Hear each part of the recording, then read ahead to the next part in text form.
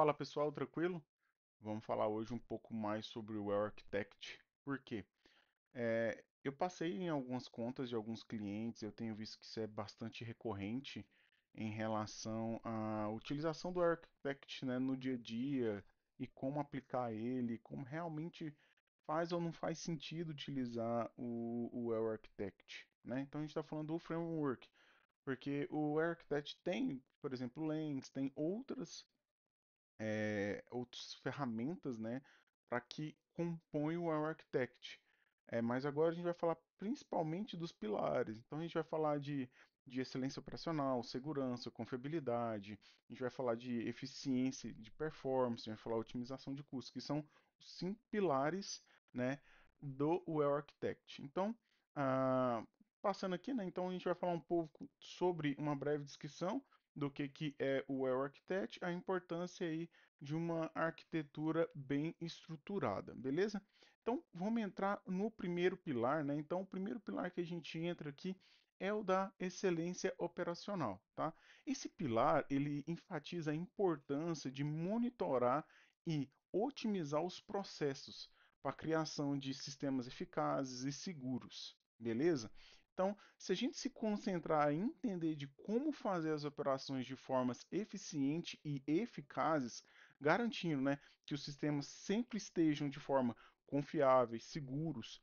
Isso envolve desde uma automação de um processo, como também a implementação de testes, monitoramento proativo do ambiente, para identificar, por exemplo, possíveis problemas e que a gente possa agir rápido, né, em qualquer problema que possa surgir. Mas realmente o significado da excelência operacional, qual que é o significado, Daniel? Se a gente pudesse fazer uma pergunta, né? Mas qual é o significado de alcançar a excelência operacional? Significa criar uma cultura de melhoria contínua. Então a gente sempre está olhando tanto para o time como para o ambiente e está buscando esse desenvolvimento. Significa também ser capaz de adaptar rapidamente às novas situações, tanto do mercado na parte de inovação, né, constantemente está inovando, desenvolvendo para atender e superar as expectativas dos clientes. Então, em resumo, a excelência operacional é sobre fazer as coisas certas, da maneira certa, no momento certo e sempre procurar as maneiras de fazer ainda melhor. Então, a excelência, ela sempre está nessa parte de você estar buscando deixar o ambiente de uma forma que o negócio como um todo, ele consegue se adaptar rápido. Quando você começa a estudar a excelência operacional, tem até uma anotação aqui, vou olhar um pouquinho para utilizar a anotação que eu fiz, que ela fala das definições. Então a gente tem como organizar, preparar, operar e evoluir. Então a gente tem que ter essas definições. Então, eu tenho um sistema, eu quero, por exemplo, sair do sistema tradicional e ir para container. Então a gente tem que seguir essa estrutura de organização, preparar, operar e evoluir para que isso seja constante, beleza? O segundo pilar que a gente vai estar falando aqui é o pilar da segurança, que esse não tem para onde correr. Então a gente começou ali falando sobre o framework, né, a parte da estrutura de excelência operacional. Agora vamos mergulhar mesmo na parte de segurança. Segurança dentro do Well Architect abrange várias práticas essenciais, começando pela identidade, controle de acesso, aplicar mesmo as políticas de privilégio de menor privilégio possível. Então, só o que é crucial para a operação do indivíduo que está realizando esse acesso. Aplicar a utilização de multifator para os acessos ao ambiente. Outro aspecto fundamental é a proteção dos dados.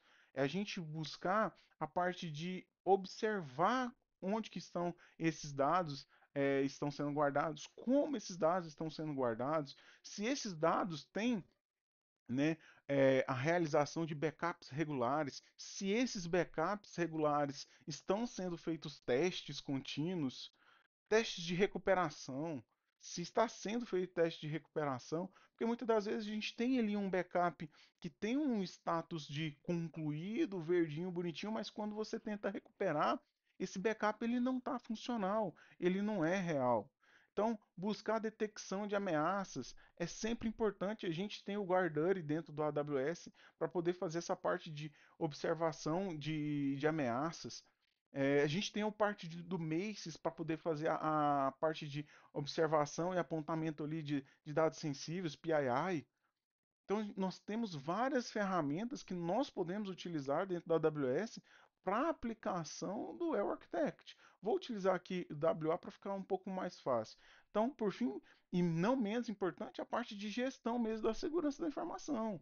A gente acabou de falar aqui, por exemplo, com o Maces, certo? Então, em resumo, é sobre construir e manter uma fortaleza em torno dos sistemas e dos dados.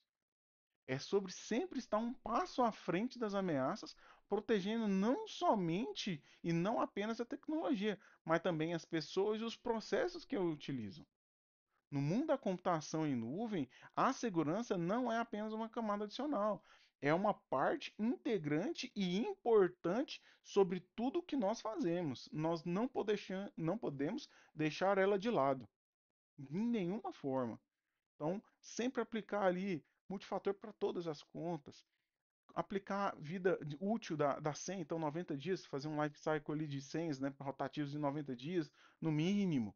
Colocar complexidade nas senhas, colocar ali rules, functions, fazer o uso mesmo do IAM ali, para que cada serviço que tem ali, por exemplo, das rules, para que a gente não exponha, por exemplo, criar uma chave e colocar num Git da vida. Quantos casos nós temos hoje publicados na internet sobre chaves que vazaram? Então, nós temos outros meios para realizar esse acesso. Ah, Daniel, eu preciso acessar meu banco de dados. Cara, Security Manager, a gente pode procurar um outro método de acesso, uma VPN. Tem como a gente fazer de outra forma, Daniel? Sempre há uma forma mais segura para ser feito um acesso. Então a gente tem que ter isso em mente. A segurança ela não pode ser negociada. Lógico, cada cenário é um cenário e dentro de cada cenário nós trabalhamos o máximo que nós podemos atender, certo? Um outro pilar é a confiabilidade que a gente vai falar. Então a gente falou aqui sobre a excelência operacional, falamos de segurança e agora confiabilidade. Garantir um sistema que funcione corretamente, seja recuperável de falha, né? Estratégias para aumentar a confiabilidade do sistema. Então, depois que a gente explora ali a parte da confiabilidade, esse pilar é essencial para garantir que os sistemas não apenas atendam às demandas atuais, mas também sejam capazes de crescer e evoluir para atender às necessidades futuras da empresa sem falhar. Então, um aspecto chave aqui da confiabilidade é a capacidade de previsão. Isso envolve entender, né? Envolve entender e antecipar as necessidades de escalabilidade, garantir os recursos, sejam sempre ajustados dinamicamente, alta escalabilidade, por exemplo, que a gente vê muito nas EC2, o autoscale. Você tem EC2? Pensa no autoscale, multi-AZ, certo? Pensar de uma forma dinâmica para o ambiente para que ele seja confiável, que ele sempre esteja disponível ali no momento da sua necessidade, no momento de uso dele, né? Outro comportamento importante é a gestão de falhas. Então, quando a gente fala de multi-AZ, multi-região, por exemplo, vamos utilizar um serviço aqui, o SES, de envio de e-mail. Então, a gente está ali, a gente usa o SES para disparo de e-mail marketing. Ah, Daniel, eu estou disparando aqui, eu tenho um serviço que faz disparo de marketing. Você só tem uma conta AWS. Pensa você tomar um ban da AWS e você parar toda a sua operação em relação ao SES. É possível? É. Você consegue desbloquear? Sim. Mas quanto tempo a sua operação consegue sustentar sem o serviço do CS se você trabalha com e-mail marketing? Você entende? Então nós temos que ter uma visão, por mais que é um serviço gerenciado, existem outras implicações que podem acontecer. Você começa a disparar muito e-mail marketing, você é reportado por causa de por um spam, por exemplo, trabalhando como um spam, né, devido à quantidade, conteúdos e tal. Aí você toma um ban pela AWS. Você vai ficar ali o quê? 1, 2, 3 dias, dependendo até do seu contrato de suporte.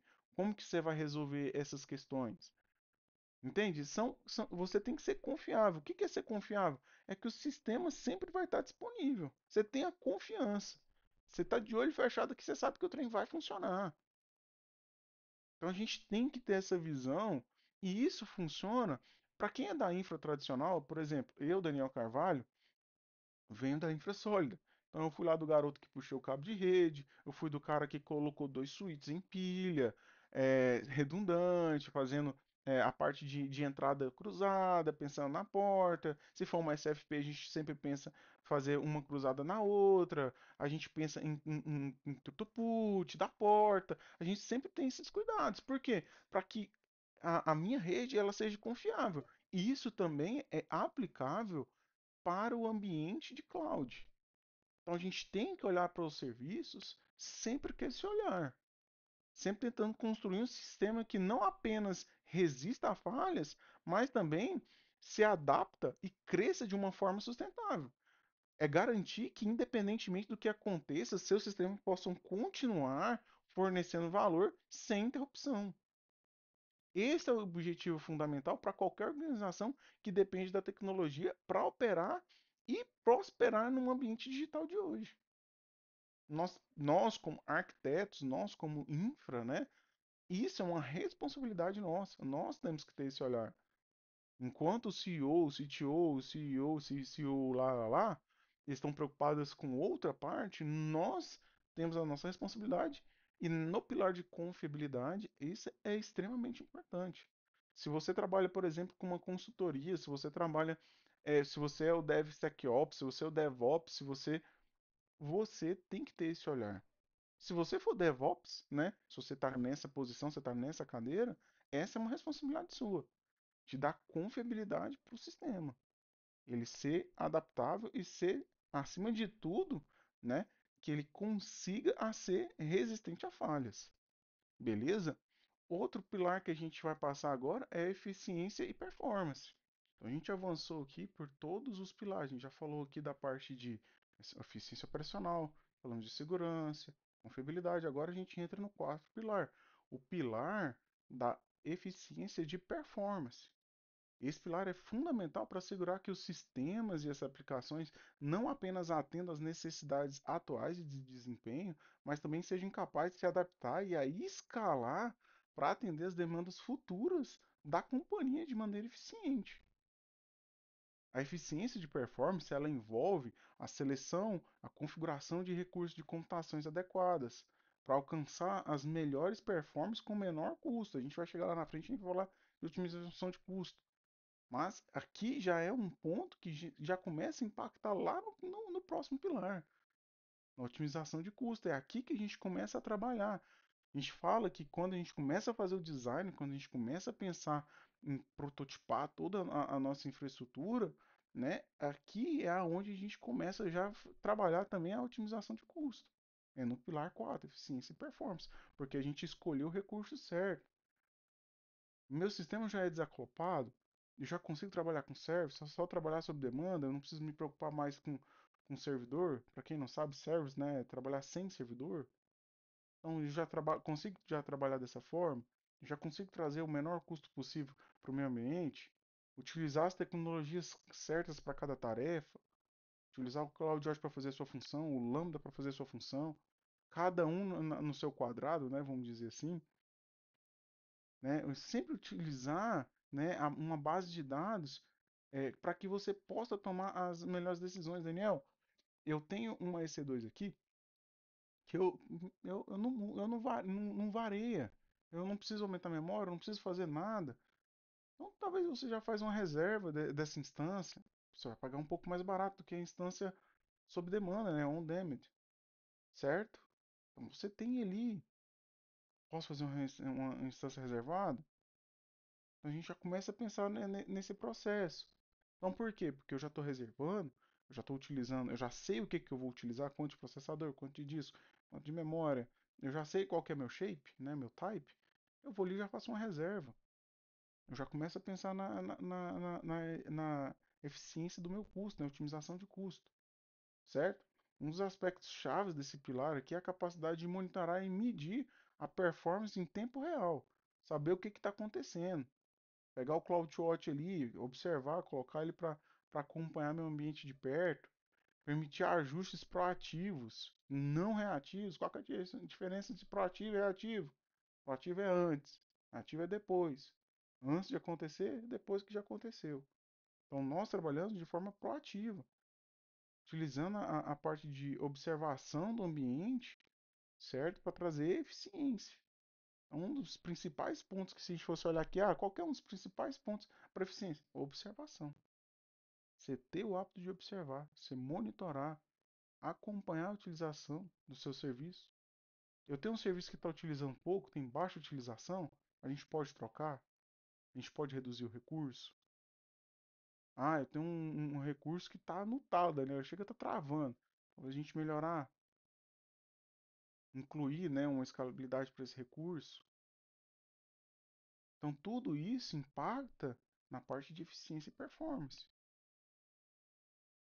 certo? Então a gente tem que abordar o tema, né, o pilar da eficiência de uma forma, de forma importante mesmo, trazendo aí um teste, um acompanhamento, de uma forma que nos permita, por exemplo, fazer teste de configuração. Sempre está testando uma configuração ou outra para ver se não vai trazer, por exemplo, eu tenho um Lambda, Daniel, que eu tenho um recurso ali alocado de 1 GB de memória, ele gasta 10 minutos, certo? E se eu reduzir ele para 512, qual é o tempo e impacto desse recurso?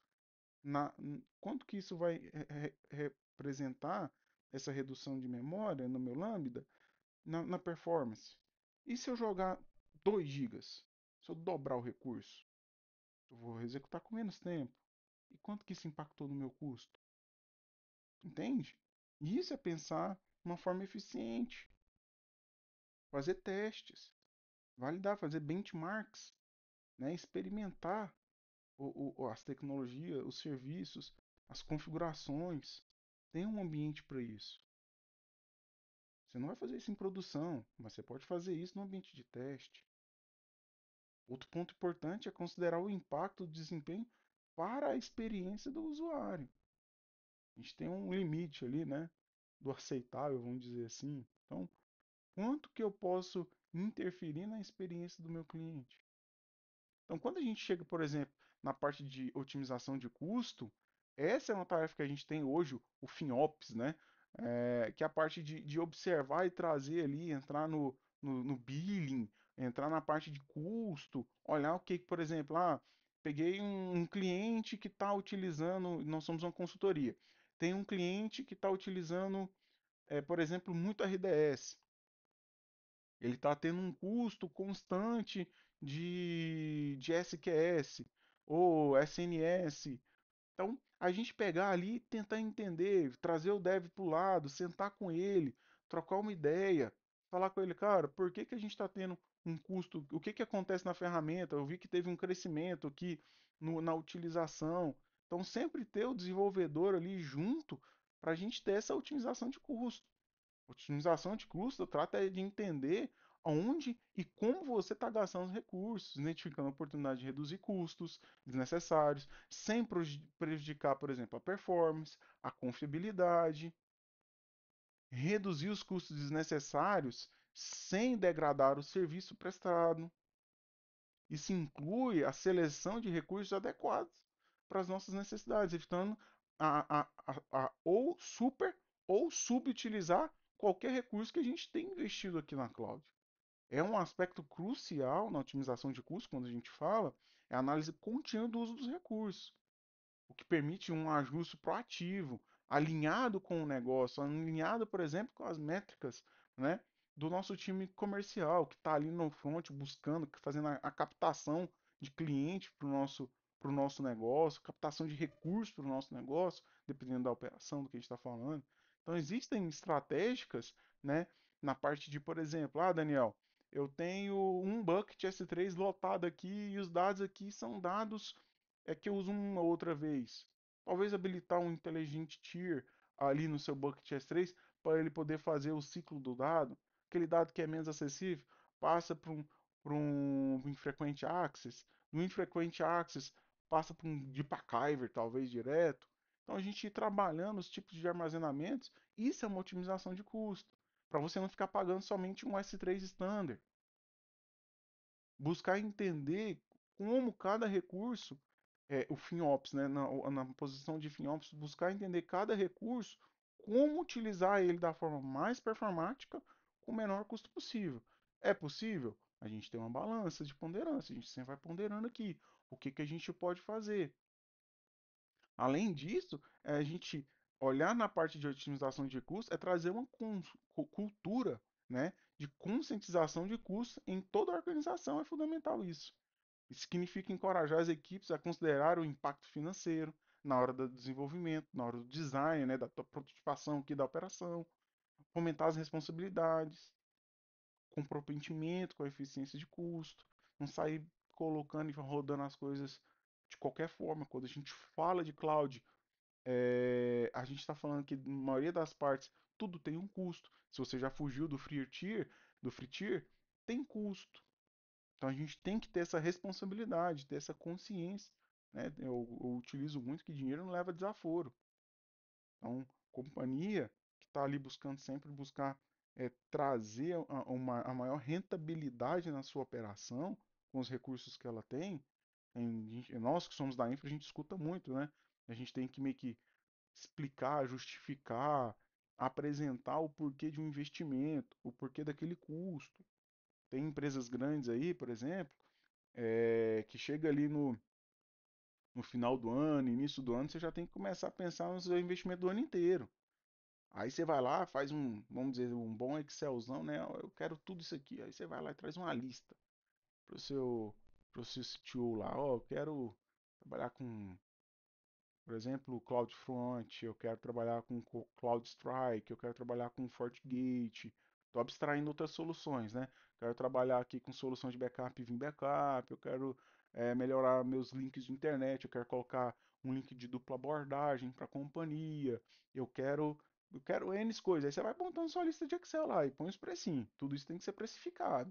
X, cada centavo de cada solução que eu falei aqui, você tem que especificar se for mensal, se for anual, se o pagamento é anual, uma vez ao ano, você paga uma parcela cada ano. A Microsoft tem esse plano, você paga ali 3 vezes, uma vez no ano, né? Então você tem que explicar como que vai ser feito.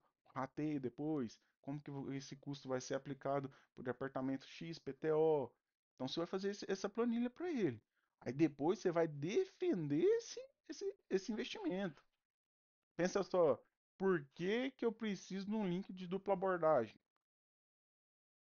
Como que você explica para o seu CTO por que que você precisa de um link de dupla abordagem? Ah, não, eu preciso porque eu não quero ficar sem internet.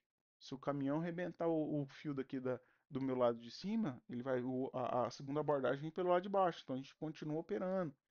Nós somos por exemplo, uma fintech, né? Vamos pensar aqui uma fintech da vida.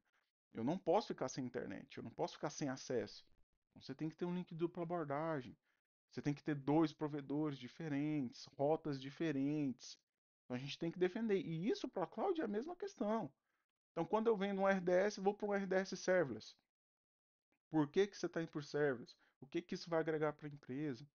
Então, quando a gente fala de otimizar custo, é pensar no recurso de uma forma que seja realmente tangível para o negócio, faça sentido para o negócio. E quando estiver utilizando, não somente ali falar, cara, eu preciso do RDS por causa disso, coloca lá, né? A gente fez ali a parte de operação, definimos, fizemos o desenho, pá, bonitinho, tá ali. E aí depois disso, qual que é o próximo passo? Cara, manter, sustentar. A gente passou aqui nos outros pilares, certo? Então a gente fazia a parte de observação. O que que eu posso melhorar? Lembra lá no pilar da excelência operacional que eu falei para vocês? Evoluir. A gente está sempre buscando a evolução, sempre está fazendo um novo teste, tentando fazer alguns ajustes. Tem um dos princípios lá que eu tenho anotado aqui, vou olhar aqui um minutinho para baixo, que ele fala assim, ó, fazer mudanças frequentes, pequenas e reversíveis. Lá na excelência operacional, um dos princípios é esse. Então, esses pequenos ajustes lá na operação vai refletir aqui nos meus custos. Vocês concordam comigo? Então, da forma que eu utilizo, por exemplo, Daniel, eu tenho uma máquina EC2 Eu estou usando uso misto. Por exemplo, eu vou lá definindo uma máquina de uso misto. Mas a minha operação, ela depende 100% de memória. E aí minha máquina EC2 lá está sofrendo na memória. A gente vai lá e talvez muda o type dela, o tipo da máquina, o shape da máquina. Então a gente começa a pensar em algumas outras questões. Tudo isso vai impactar aqui nos nossos custos. Tudo que é feito aqui, por exemplo, na segurança, se eu aplico um Macis, ele tem um custo. Se eu aplico um CloudFront, ele tem um custo. Se eu aplico qualquer tipo de solução, Guardary, ele tem um custo. Se eu ponho um IP ali, um Elastic P, tem um custo. Tudo se você tem um custo, certo? Então, cada serviço que você aplica, ele tem um custo. Mas a gente tem que utilizar esse custo, a gente tem que otimizar esses recursos ao máximo para trazer a máxima rentabilidade em cima daquele investimento. Para mim, eu, Daniel Carvalho, falando aqui com vocês, eu acho que esse é um dos pilares mais difíceis. A posição de FinOps hoje é uma posição muito difícil, porque ela tá ali, ele vai ser o cara, né, no dia a dia ali, que vai ficar olhando como o time está utilizando os recursos e se eles estão utilizando da forma mais eficiente possível e sempre tentando trazer uma redução de custo, certo? Então, essa é um pilar muito, muito, muito crucial. Quantas histórias, para fechar esse pilar aqui, senão a gente vai, né? Quantas histórias nós temos aí de pessoas que, no que foram olhar a sua fatura da AWS do mês, tomou um susto, quase deu um microinfarto ali. Por quê? Serviço rodando, a torta reviria. Hoje, nós estamos no dia 13 de fevereiro, né? De 2024. Acabamos de sair aí do carnaval, o carnaval está finalizando. Será que você precisava dos seus servidores rodando sábado, domingo, segunda, terça, quarta? Será que talvez não era um momento de você, por exemplo, suspender suas EC2? Ah, Daniel, eu tenho um monte de EC2, eu tenho um container aqui com 3.999 EC2. Será que não fazia sentido talvez você suspender? Sua operação, ela tinha a necessidade? Não sei. Cada operação, cada negócio tem seus requisitos. Entende? Então a gente tem que ter esse olhar. Quando a gente fala de otimização de custo, a gente tem que ter esse olhar. Certo? Para concluir aqui, para fechar com vocês, então, a explorar o Well Architect, quando a gente fala de cada pilar aqui, vou repassar com vocês todos os pilares. Então, a gente falou excelência operacional, segurança, confiabilidade, eficiência e performance, otimização de custo. A gente fala desse framework, ele é um guia essencial para que a gente possa desenvolver na nuvem de uma forma segura, eficiente, confiável, de alta performance, otimizado, né, com os custos otimizados. Então, eu quero passar aqui nessa série, né, eu venho colocando aqui no canal alguns produtos. Eu tenho feito muito a modo console, porque nem todos têm um conhecimento de utilizar, por exemplo, um CLI, um Terraform na vida. Então, eu estou trazendo de uma forma que qualquer um que abrir uma console ali, criar uma conta na hora, consegue executar. Legal? Então, esse vídeo, eu acho que de todos os vídeos ele vai ser um dos maiores, mas é para que vocês possam olhar para cada pilarzinho aqui quando você estiver utilizando. Vou fazer um assessment, Daniel, vou fazer ali um assessment para o cliente. Qual que é o padrão do assessment do Daniel? Cara, eu ando em cima dos pilares. Eu ando em cima dos pilares. Então, todo assessment que nós fazemos aqui, ele é em cima do que? O Well Architect, o WA. Então, a integração desses pilares, ele não apenas melhora a qualidade dos sistemas que você desenvolve, mas também assegura que eles sejam sustentáveis, capazes de evoluir com as necessidades do negócio. Implantar o WA nos seus projetos, na sua estrutura, significa tomar decisões informadas em base de informação, certo? Sempre buscando ali balancear, na tomada de decisão, balancear o quê? A inovação, a estabilidade, a escalabilidade, a segurança, a eficiência, o desempenho. Então, se a gente tivesse uma balança aqui, né, com cinco, né, cada uma puxasse um pouquinho para um lado aqui, vocês pensam que a gente ia tentar trazer elas para ficar no mesmo nível, todas elas niveladas, certo? Para que a empresa possa ser é, escalável, né, que ela possa ter seu máximo de rentabilidade.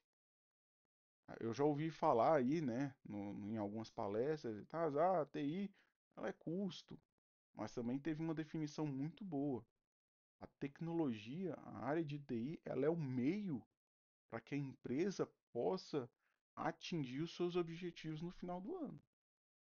E para que a gente possa atingir esses objetivos, quando a gente está falando, por exemplo, de Architect, falando de AWS, falando de cloud, nós temos algumas etapas, alguns pilares que nós podemos seguir e adotar na nossa operação, no nosso desenvolvimento, para trazer um bom rendimento e a gente conseguir chegar naquela meta anual ali da empresa, de lucro, da meta que for da empresa. Para fechar aqui, a jornada para que um arquiteto consiga estruturar bem e continuar a fazer a estrutura é fazer sempre revisões e adaptações constantes. Tá? Então, um bom arquiteto é aquele que sempre está revendo o que foi feito. Ele é inconformado. Ele não se conforma, não fala, não, tá bom. Tá bom, mas o que, que eu posso melhorar? Tá bom? E o que, que eu posso fazer de diferente? O que, que eu posso desaclopar? O que, que eu. Saiu, por exemplo, uma solução nova da AWS. Vou lá, testo, valido. Opa, ó, essa solução aqui eu consigo utilizar. Ah, AWS Poly. Consigo utilizar a Poly para quê? Para que serve a AWS Poly? Ah, eu tenho a AWS Transcript. Para que eu posso utilizar? Ah, GoDaddy, Macy's, RDS, Redshift. Para que eu posso? Sign. Para que eu posso utilizar essa ferramenta? Como que eu posso aplicar no meu negócio? Como que eu posso trazer performance? Como que eu posso trazer mais confiabilidade, segurança? Como que eu posso otimizar um custo? Então sempre está revisando, sempre está ali, ó, inconformado de como as coisas estão. Criar esse ciclo de estudo, né? Um arquiteto sempre tem que estar estudando ali, buscando mais conhecimento na solução para que ele possa estar se, né, trazendo um uso, a eficiência ali. À medida que as novas tecnologias emergem, as necessidades do seu negócio mudam. O mercado, tecnologia, o mercado hoje, ele muda rapidamente. Você dorme e acorda com ele diferente. A gente tem que saber se adaptar. Beleza?